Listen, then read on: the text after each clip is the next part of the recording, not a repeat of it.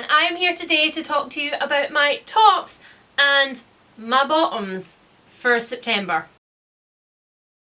I read 11 books in September, which is the most books that I have read in a month since the start of the year. Not gonna lie, think it's probably something to do with the fact that I can now wear jumpers and all of my scarves are out of storage and I have tea lights all over my house, and you know, Halloween is soon. And I'm properly settling into all of my cozy fall reading routines, so it might be that. It might just be that my absolutely rigid stack at TBRs are hurtling me through my books. Who knows? Regardless, today I have for you 3 tops and 2 bottoms. And we're going to mix it up today, and I'm going to talk about them in whatever order they happen to come to me. The first book that I'm going to talk about is a definite bottom, and that book is Millmoth by Sarah Perry, and I am super salty about this because I had really high hopes that it was going to be a big sweeping gothic ghost story that I was going to be able to wallow in for a few hundred pages, but no, it was not. I'm equally salty about it because I was going to be reading this one as a buddy read with the lovely Eleanor from Eleanor Reads Books, and it just didn't work, and in fact Eleanor eventually ended up DNFing it as well. So here are my issues with Millmoth. The principle of this book is that Helen Franklin years and years ago did something really bad that she really regrets. She has run away to Prague, where she is now a translator, and one day she meets a friend in the snow. He's not wearing very much and he's carrying around this huge manuscript and he's desperate to talk to her. Eventually, at the end of this conversation, he passes over this massive document and gets her to read it, and this book turns out to be a manuscript of much creepiness, and the person who reads it is then able to see Millmoth, or at least sense her. And Millmoth is the wandering woman, and she tries to seduce people who have a lot of guilt into walking with her for eternity. Sounds great, doesn't it? Wasn't great. Wasn't at all. First of all, the narrator actually appears in the story as an omniscient voice which is talking to the reader. So in the very first page we get, look, see Helen walking down the street. You follow her and you see, and I hate that. I hate feeling like I am being told a story. I want to open a book and within the first couple of pages I want to be submerged and to forget that I'm reading. I am there for an experience which takes me away from my real life, not an existential treatise on how miserable Helen is and how pretty her misery is in Prague during winter. Then there was the fact that the language that the book chose to use, apart from being very purple and very flowery, did not sound as if English was Helen's first language, when in fact it is both Helen and the author's first language. There were prepositions and clauses in the sentences which both didn't feel like they were in the right place sometimes, and also felt kind of like they didn't link together, and it just really reminded me that I was reading a piece of constructed prose. And finally, it took 20 actual pages for the narrator to introduce Helen, have her bump into her friend on the street, and have them walk to a cafe and order drinks. 20 actual pages in which I don't feel like I knew anything more about Helen than I did on page 1, and I didn't care. So in conclusion, no. Just no. I did have some extreme success with some spooky books in September, however, and one of those is one that I recommended really recently on my Where to Start with Horror video, and that is Hex by Thomas Oldie Huvelt. I absolutely ate this book. It is such a modern take on the horror genre. It was almost perfect for me. In fact, I went back and upped my rating because I just could not stop thinking about it. So the principle of this one is that the town of Black Springs is haunted by Catherine. She is the body with a spirit, I guess, of a 17th century settler who was executed for being a witch, and now Catherine wanders about the town of Black Springs. At some point down the years, somebody from Black Springs has stitched Catherine's eyes and mouth closed so that she's unable to look at or speak to anybody and mutter any spells. But the curse of Black Springs very much remains, and anybody who leaves the town for any length of time really feels like they want to commit suicide, and those feelings disappear as soon as they are back. So everybody is trapped. The thing that I loved the most about this entire book was the Hex crew, who are essentially subcontracted military people who monitor Black Springs. So there's apps on people's phone where they can report that they've seen Catherine so that the Hex crew can make sure to cover her up if any visitors come to the town. But I have to say, this one had jump scares in it which genuinely made me sweat. I had goose flesh so often reading this book. I couldn't wait to get back to it. I had to know what was happening, and I really came to see Catherine as a little bit of an anti-hero in a way. I adore her, and I adore the thought that there is this horrible, rotting, stitched together witch who is just appearing at the bottom of people's beds and wandering around the streets of a perfectly normal town, and it's something that could happen to you or me. This one totally swept my imagination away, and I'm in love with it. I would absolutely recommend it for any horror-y people out there. While I'm at it, I might as well tell you about the other creepy top read that I had for September, and it is a series which I have full body thrown myself into and I'm wallowing in big style, and it is the Lockwood & Co series, which starts with the first book, The Screaming Staircase. This is a series which is touted as being appropriate for upper end middle grade or lower end YA, and I don't agree. I feel like this book is creepy enough that it would easily, happily sit on an adult horror shelf. There are just some bits that, even thinking back on it now, I'm like, ugh. So in this novel, which has a question mark about what time it is set in a really clever way, they have some technology and they definitely have vans and cars and things like that, but they don't have the internet, they don't have any sort of social media, they don't have mobile phones. So there is a big question mark about where it's set, but it's in a really clever way. And in this world with a questionable time period, we are in the grip of a 50-year problem wherein in London, in Britain, ghosts have started to return. We're never told if it's just London and Britain, but within those confines, these ghosts essentially appear at night and attack people. Nobody knows how these ghosts have started to reappear or why, but what they do know is that only young people can see them. So once you get to the age of about 18, you lose the sight and you're aware that there is something there and it can hurt you, but you can't see it. So all of the agencies around London which deal with ghosts are all run by adults and are quite prestigious and proper, and they manage the children.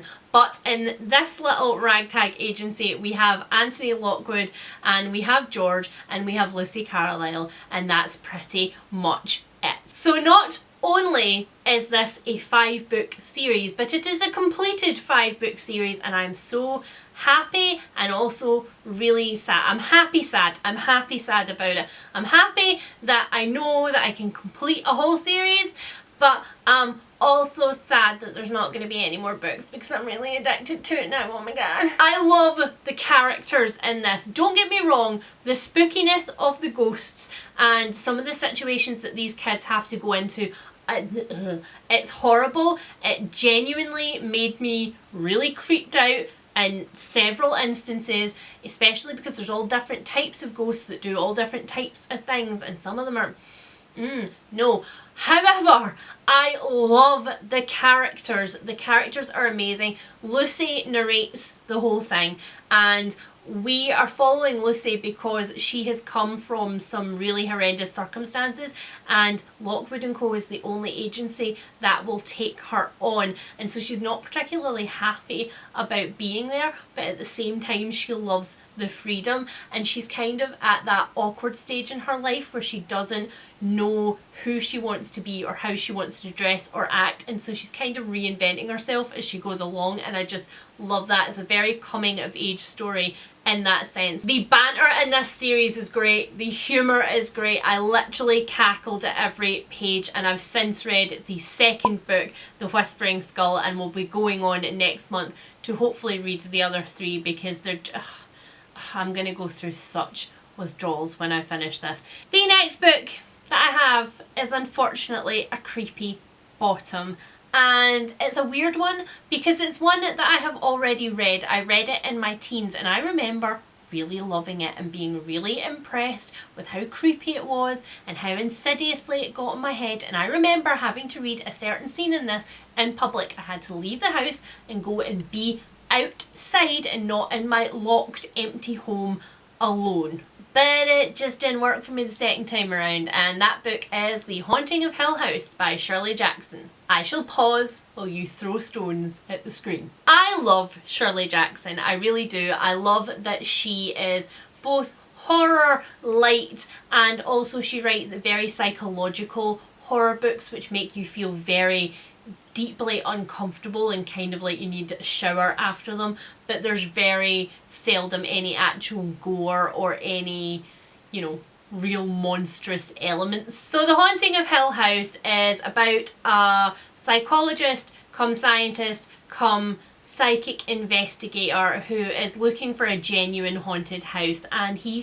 finds out about Hill House and invites a group of sensitives to come and spend an indeterminate amount of time over a summer with him to catalogue the psychic phenomena. And things go badly, as we can probably guess by the fact that it's a haunted house. The thing is, I really love the characters in this still. I really love that the first sort of third of the book is setting up their circumstances for being there and setting up the psychology behind why they would choose to make a choice like this. So that bit was really, really good. And I really liked when the creepy things initially started happening. It was really great. It just made me not feel good, and I was honestly a little bit freaked out. And then it went nowhere. Then it just went nowhere. I remembered the ending, and the ending is still pretty atmospheric, but there's at least 70 pages in there, and a very short book, guys. It's a very short book where just nothing happens. Nothing happens. Nothing happens.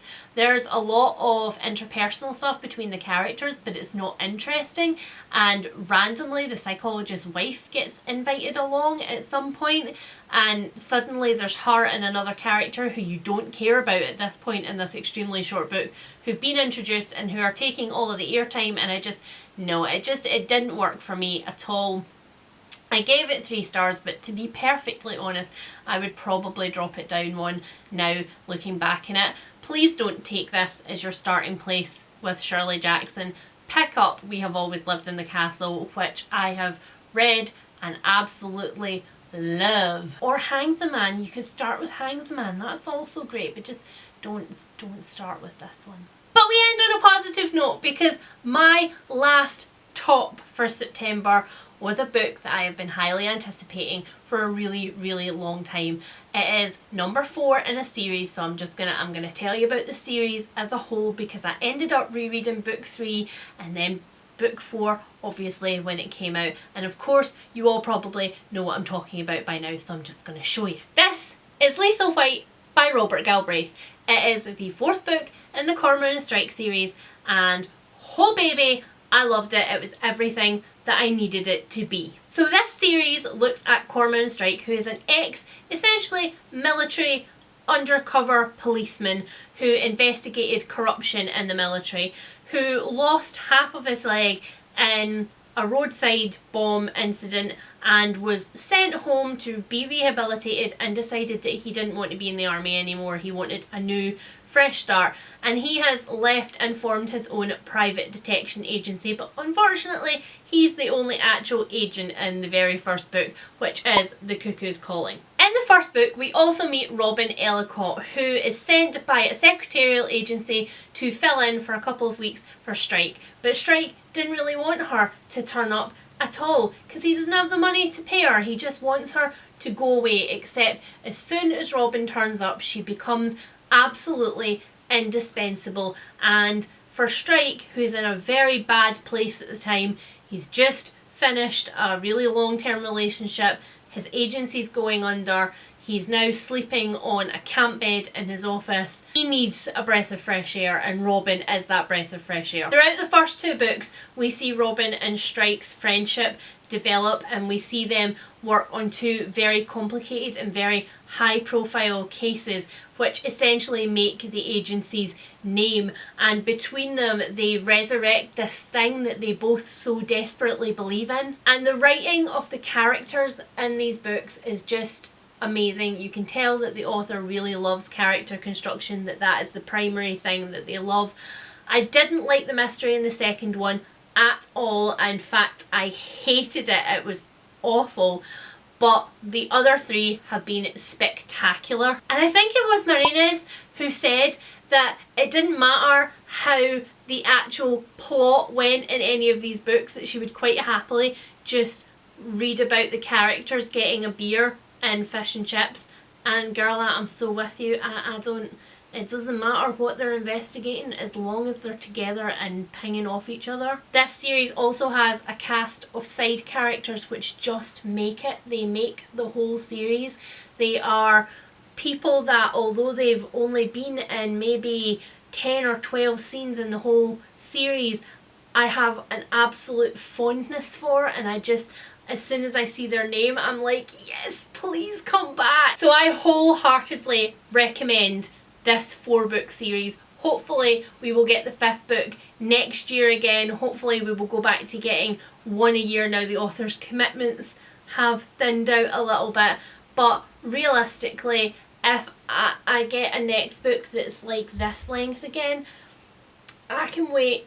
I mean, maybe not 2 years, but I can wait. It's painful, but I can wait. So those were my top and bottom reads for the month. Have you read any of them? Are you going to pick any of them up on my recommendation? As always, please tell me what your tops and bottoms were for the month, and let's chat in the comments, and I will speak to you guys soon. Bye!